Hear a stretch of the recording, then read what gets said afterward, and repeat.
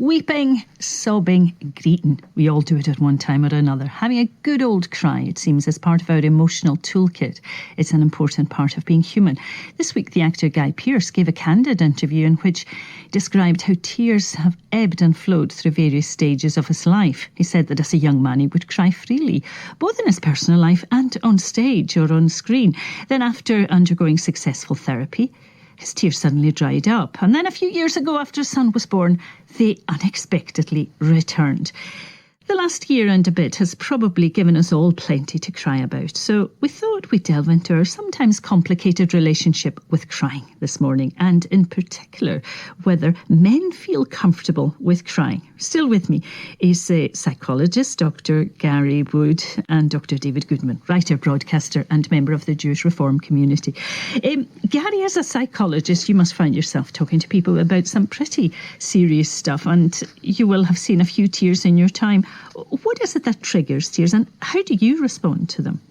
Well, you're totally right. As a psychologist, mainly a coach, tears can actually be an indication for me of whether it's a thing I would deal with as a coach or whether I would refer it on. It's how much is it a lot of emotional distress? If it is, it tends to be something a psychologist will deal with. Crying has got lots of functions. It's a non-verbal communication. It tells people how we feel. It relieves pain. It's a soothing behaviour. It releases the chemical oxytocin, which is a bonding chemical, which is interesting in the context of Guy Pearce, that when they had a child, he started crying more, and he helps us to process emotions. And not probably last but not least, it's good for the eyes. We need tears to keep the eyes healthy. Many functions. Well, I suppose in the context of men, yes, it is, because sometimes crying can result in it being very, very obvious, mascara running and so on. Yes. And that's another issue about women crying too. But if we focus on men and why we cry, I mean, you've said there are benefits, but does it also offer a kind of physical or even a spiritual release? Yes, there's definitely a release. A lot of the time it's involuntary. It's linked to the autonomic nervous system. And one of the reasons cited why men might cry less is that testosterone inhibits crying. I found this figure that says women cry on average 5.3 times per month. I don't know how they found this out. And men 1.3. And the typical session of crying lasts 8 minutes. So I'm setting my stopwatch later on. But it's interesting that, yes, a lot of the time it is involuntary. And it's sometimes connected with anxiety, sometimes connected with depression, but it's also connected with anger, as we've talked about earlier, frustration, and it's also connected with joy. So it seems to have it's a multifunctional experience.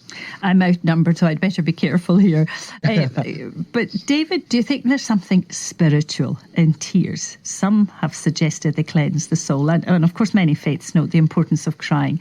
For example, in a Christian story, Jesus famously wept beside Lazarus' body. In the Old Testament, we have Abraham crying, King David is crying, and there's the Western Wall in Jerusalem, which has become known as the Wailing Wall. How important are tears spiritually?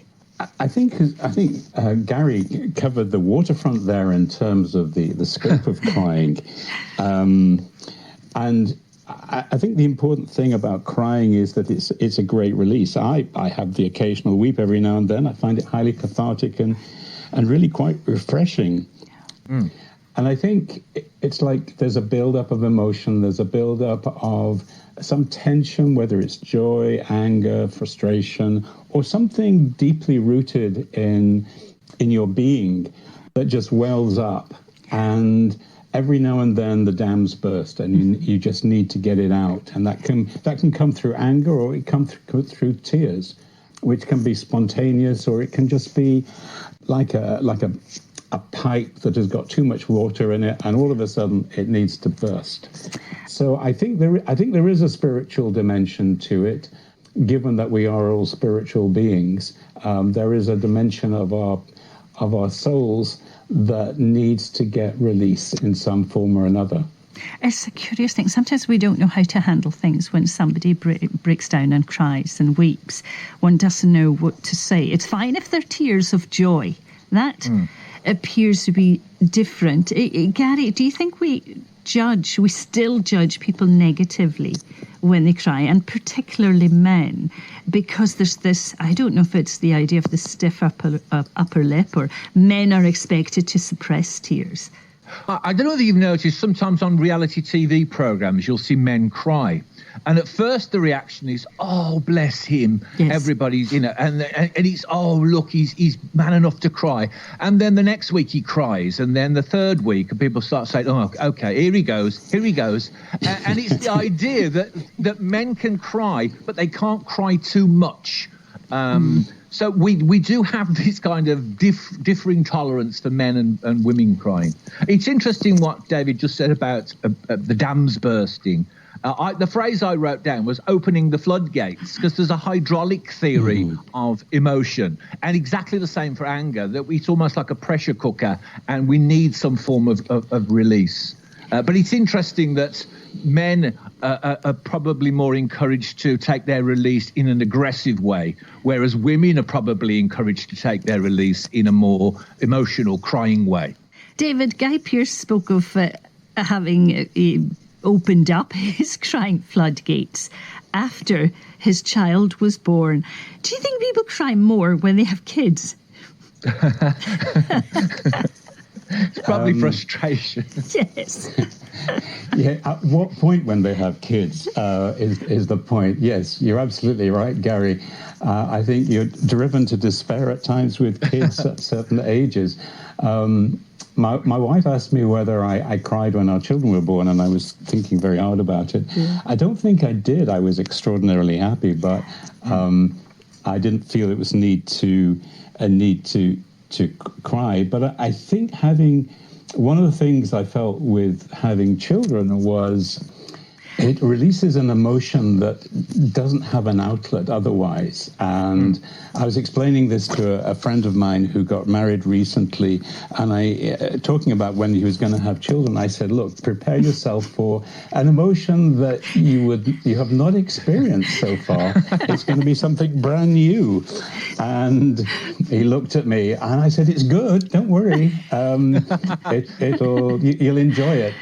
But yeah, it's a whole new emotional landscape. So included in that, you're not taught. Boys are certainly not taught about having kids and what kind of emotional change it's going to bring about when they're brought up. And generally speaking, boys are brought up to keep their emotions in check. And as you said, maintain a stiff upper lip, be strong.